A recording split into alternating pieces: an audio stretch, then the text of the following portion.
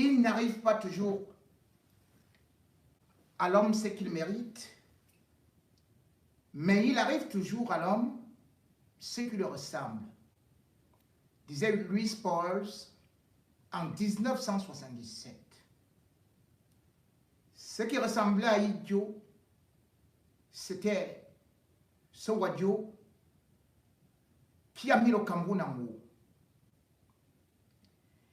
Et ce qui ressemble à Biya, c'est justement celui-là, ce sudiste, qui a enlevé le Cameroun du haut pour le mettre en bas. Le Cameroun brillait de toutes parts, à travers l'Afrique et même le monde. Aujourd'hui, le Cameroun est devenu la risée du monde entier, plongé dans les ténèbres les plus inextricables, dans un obscurantisme d'une autre époque, dans le noir absolu, avec des coupures d'électricité qui ont fini par nous ridiculiser en mondovision. 13 mars, mercredi, 20h30, le journal télévisé du Cameroun commence à grésiller. Et puis, s'arrête. Du jamais vu. Plus de 5 minutes d'une chaîne nationale, comme la CRTV, incapable de pouvoir donner la moindre information, mais juste une désolation, avec cette interrogation. Où était donc parti le générateur lorsque le présentateur est venu dire que la faute à un néo qui a coupé l'électricité. L'électricité est devenue une denrée rare au Cameroun. La quasi-totalité des villes plongées dans l'obscurité, ou alors dans ce qui constitue aujourd'hui un nouveau mot dans le lexique de la surpauvreté, à savoir le délestage.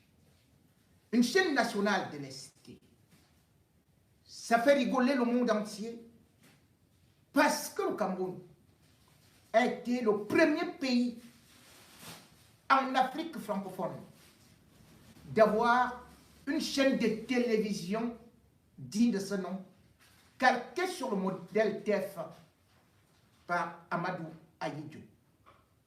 Cette chaîne de télévision, quand il fallait d'ailleurs émettre, Amadou Ahidjo avait refusé un modèle, c'est comme que la France proposait, pour aller plutôt chercher encore une technologie beaucoup plus développée chez les Allemands. Ainsi, il avait signé des accords.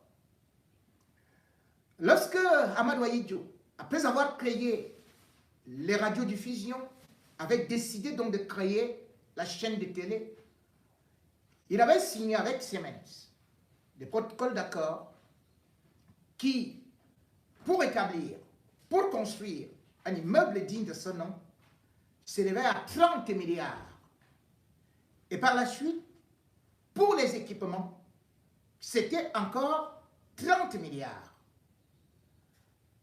Amadou Ahidjo quitta le pouvoir. Mais entre-temps, il avait déjà aussi engagé la construction, le financement de 32 stations de relais pour la chaîne nationale ou alors pour ce qui allait devenir d'abord CTV et CRTV. Officiellement, la CRTV vivra finalement le jour. Les 150 milliards que Amadou Ahidjo avait débloqués pour finalement faire que la CRTV soit opérationnelle au plus tard, en 1983, furent dilapidés. Paul Biya prit encore 70 milliards dans les caisses, soi-disant pour équiper la chaîne. Et finalement, c'est lors du congrès de l'UNC en 1985 à Bamenda que la CRTV ou la CTV, alors, le 20 mars, lança son premier signal. Tout le monde applaudissait. On ne parlait plus d'Amadou Ahidjo, qui était le créateur de cette chaîne, qui a financé cette chaîne, pas avec son argent, mais avec l'argent du peuple camerounais. On avait déjà baptisé ça la première fille du renouveau. Et c'est un frère et surtout un camarade de classe, Florent Eli Etoga, camarade de classe de Paul Biya, qui fut nommé directeur. Et c'est lui qui fit toute cette publicité. On peut voir la CRTV pour la première fois avec des Camerounais qui étaient déjà très affûtés. La belle époque. Oui, le premier journal télévisé sera présenté par Dieudonné Tinepiki. Il sera enregistré et puis le direct sera présenté par quelqu'un qui malheureusement va se réfugier aux États-Unis quand Paul Biya va lui dire « Il me suffit d'un coup de tête ». C'était Eric Chingé. Véronique Ma était très contente de quitter la France pour aller servir le pays en tant que première speakerine. Elle éblouissait.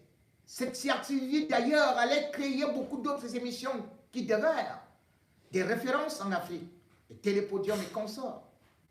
Bref, cette CRTV, malheureusement, au lieu d'avancer, n'a fait que reculer, puisque le matériel, loin d'être remplacé, les équipements ont fini par vieillir. La CRTV est devenue un outil pour engloutir des fonds, les fonds publics, les détournements. C'est ainsi que, par exemple, lorsque Amadou Ahidjo avait voulu lancer la CRTV, il disait « On va faire ça sur le modèle français, c'est-à-dire la redevance audiovisuelle. » Avec l'IA, les premières redevances audiovisuelles, pour les Camerounais, c'était 12 milliards. Et la CRTV fonctionnait normalement. Mais lorsque la GABégie s'est installée, volons à l'unisson, l'homme qui est venu nous dire qu'il était là pour la rigueur et la moralisation, la CRTV est donc devenue un nid de souris où chacun vient, vole comme il veut et s'en va. Le modèle de la CRTV est désormais dépassé. Dépassé parce que des milliards sont investis. Rien qu'en 2023, le budget de la CRTV s'élevait déjà à 28 milliards, 29 milliards, que dis-je. Sans pour autant oublier qu'il y a d'autres entités qui produisent de l'argent pour la CRTV. Comme ce qu'ils ont appelé la CMCA. C'est une structure de marketing pour la régie publicitaire. La régie publicitaire produit 6 milliards à la CRTV. Sans pour autant oublier aussi l'école des Koumou, qui donne aussi de l'argent. La CRTV roule donc sur nos milliards. Mais qu'en font-ils? Puisque par exemple, Charles Ndongo est installé là avec sa femme. Qu'est-ce qu'ils font?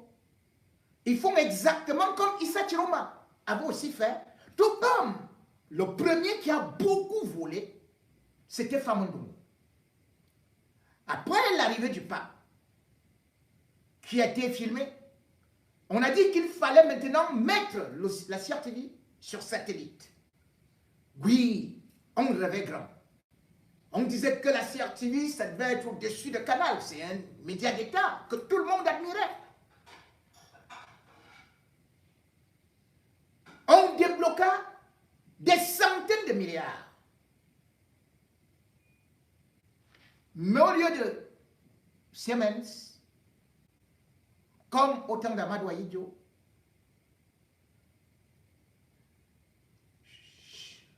celui qu'on appelle le professeur Degel hydroélectrique, Famondongo, président du conseil d'administration, était parti acheter de la poubelle. De la poubelle. Pour venir installer ça en Baladure. Rien n'a jamais marché. Il n'a jamais été inquiété. Et lorsque les ingénieurs ont dénoncé, c'est eux qui ont dû prendre fuite pour s'en aller. Issa Chiroma est arrivé. Les mêmes détournements ont continué. Comment comprendre donc que la CRTV, où on vous dit que le matériel d'entretien et surtout de relais a coûté 70 milliards. 70 milliards. Qu'un groupe électrogène ne puisse même pas prendre le relais. Où a-t-on vu ce genre de télévision? À quelle époque qu'une télévision nationale comme la CRTV soit plongée dans le noir sous prétexte de coupure d'électricité? Et puis, venons, l'électricité. À l'époque, se rappelle-t-on que Amadou Diop, de 66 à 76, avait déjà résolu à son niveau le problème d'électricité. Même la structure qu'on appelle ALUCAM fonctionnait avec 6 groupes électrogènes. Aujourd'hui, où est ALUCAM? Et par la suite, Amadou Diop a créé ce qu'on appelle les barrages hydroélectriques. Ces barrages hydroélectriques permettaient au Cameroun d'avoir l'électricité matin, midi, soir, sans la moindre coupure. Se rappelle-t-on que Amadou Diop avait lancé la construction du plus grand barrage du Cameroun jusqu'à ce jour, Sonloulou. Nous étions alors en 76. Et le 24 novembre 1981, c'était l'inauguration du barrage Sonloulou, avec une capacité de 388 mégawatts.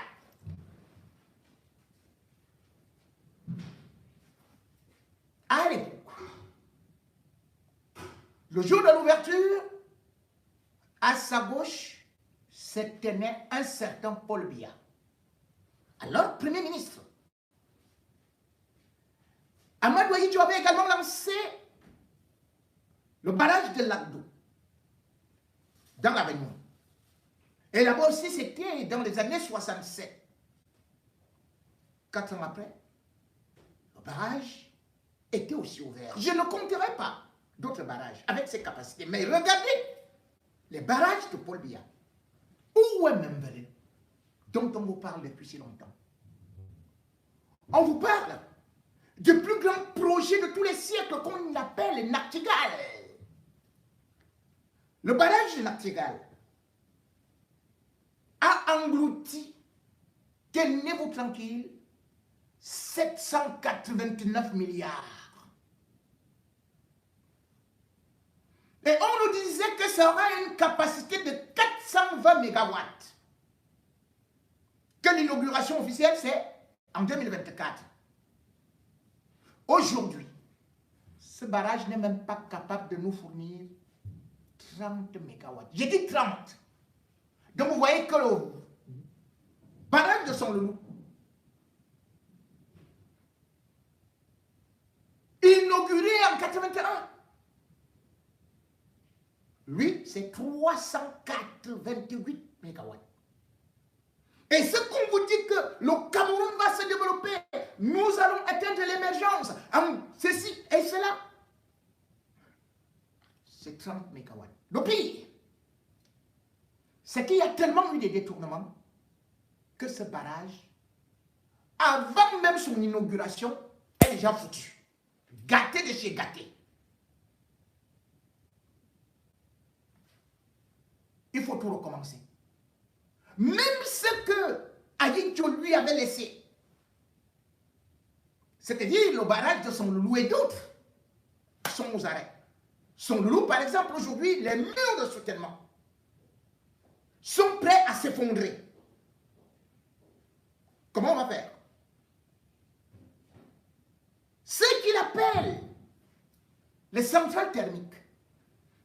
Il faut du gazole, or, CDHR, et les caisses de l'État sont désespérément vides. À travers cette coupure de l'électricité en point journal de la CRTV, on peut aussi dire que c'est peut-être une alerte des Néo, que peut-être c'est un sabotage des Néo. Mais, même si c'est le cas, et Néo n'est-il pas dans ses droits? Puisque Paul Biya a trouvé une société qui appartenait à l'État du Cameroun à 100%. Il n'a fait que balancer ça à gauche, à droite, et tout, à SNL, et tout. Et finalement, aujourd'hui, ça appartient à Atis, qui détient 51%, et l'État du Cameroun, 49%. Or, sur les 49%, l'État du Cameroun ne parvient pas à régler ses factures vis-à-vis des Néo, ou vis-à-vis des artistes, pour être plus clair. Puisque si on regarde tout simplement en septembre 2023, l'État du Cameroun devait à Enéo la bagatelle de 235 milliards. Et il fallait payer immédiatement 187 milliards. Les malhonnêtes femmes du gouvernement ont commencé à dire que non, les calculs n'ont pas été bien faits, qu'ils allaient prendre telle machine pour calculer avec ceci et cela, avec les nouveaux ordinateurs. Nouvelle génération, 32 gigas égale 500 gigas de Famandongo. Comme ça, ils vont trouver toutes sortes de mathématiques, d'équations et toutes sortes d'embrouillamini pour nous dire le vrai prix. Jusqu'aujourd'hui, dès qu'on introduit le prix dans l'ordinateur de Famandongo, l'ordinateur commence à faire parce qu'il y a tellement de zéros. Maintenant, on ne sait plus comment calculer, puisque Momo, qui devrait aussi faire le calcul mental, lui trouve que l'État du Cameroun ne doit que peut-être 17 milliards. Donc, parce qu'il dit, on annule tous les zéros qui sont derrière. Parce qu'en calcul rapide, on va après l'école pour mettre, après les zéros, ça ne sert à rien, 0 plus 0 égale 0. Bon, ça c'est selon Momo. Voilà donc des escrocs d'un gouvernement incapables de régler leurs notes. Les sociétés d'État utilisent l'électricité, ne payent pas. La présidence de la République utilise l'électricité, ne paye pas.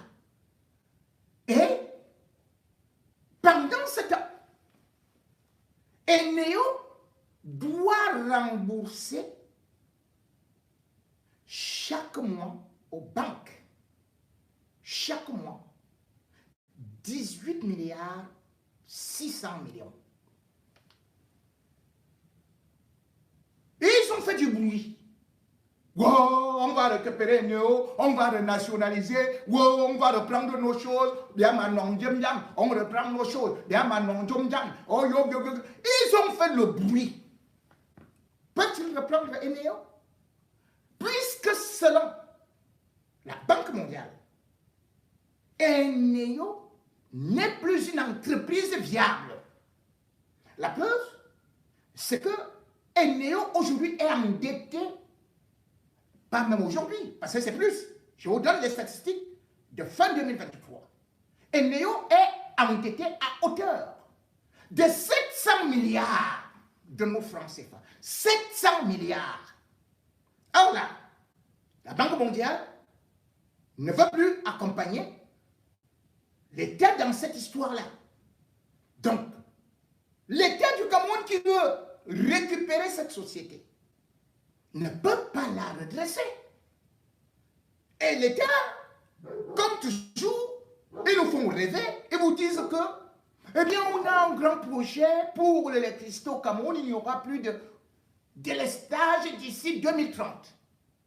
Dans le programme, c'était 2023 jusqu'en 2030, qu'ils allaient nous fournir, qu'ils allaient investir 6 000 milliards, c'est-à-dire plus du budget de l'État du Cameroun.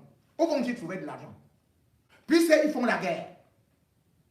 Et tout l'argent des caisses doit aller à l'effort de guerre. Ils trouveront ces milliards-là où? Rien que le NOZO, en 5 ans, l'État a perdu 170 milliards pour les néos. 170 milliards. Maintenant donc, comme vous dites que le Cameroun va se développer, les entreprises vont se développer au charbon, avec le feu de bois, il faut bien réfléchir. La CRT Vidon est juste un instrument qui aujourd'hui est en train de tomber aussi comme un néo. Les tapis sont vieux, les plateaux sont vieux, le vieux groupe qui est là-bas, il n'y a ni huile, ni carburant, ni rien. Ils ne sont même pas capables de mettre le carburant. Cette insulte à la face du monde devrait amener Paul Biya à chasser Charles Ndongo pour incompétence et détournement. On ne peut pas comprendre pourquoi les Vamolke sont en prison depuis longtemps. On ne peut pas comprendre, eux qui ont quand même fait quelque chose, même Mendozé. On voyait quand même des programmes de divertissement et autres. Mais aujourd'hui, les gens préfèrent regarder le journal d'Equinox, qui s'occupe même de la CRTV. On n'y vient que pour peut-être des nominations. Comment une télévision qui était si enviée peut se retrouver en train de nous donner autant de nausées, nous discréditer?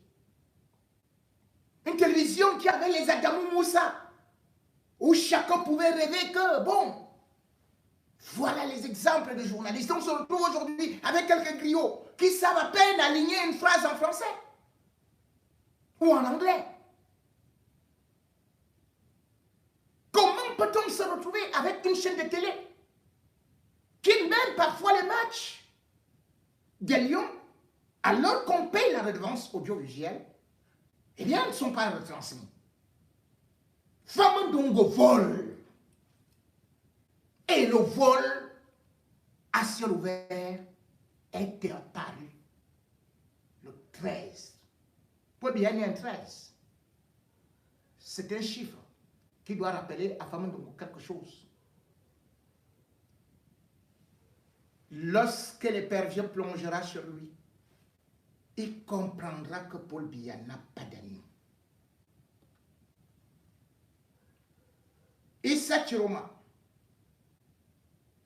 tu devrais payer.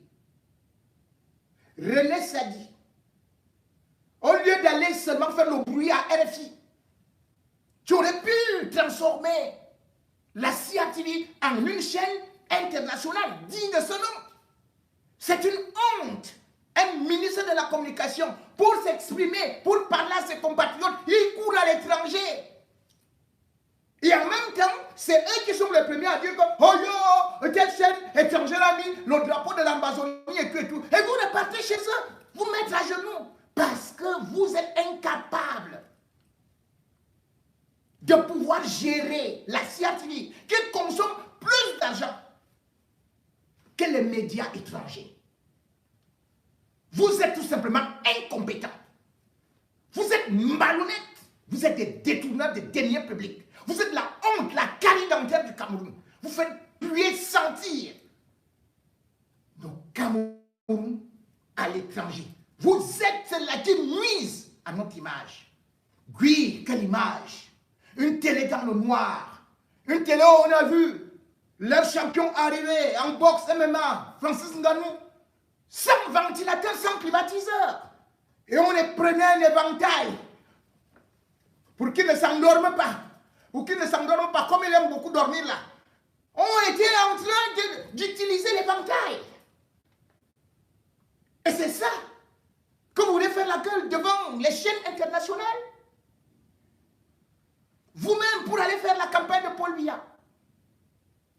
Vous ne cherchez que les chaînes étrangères.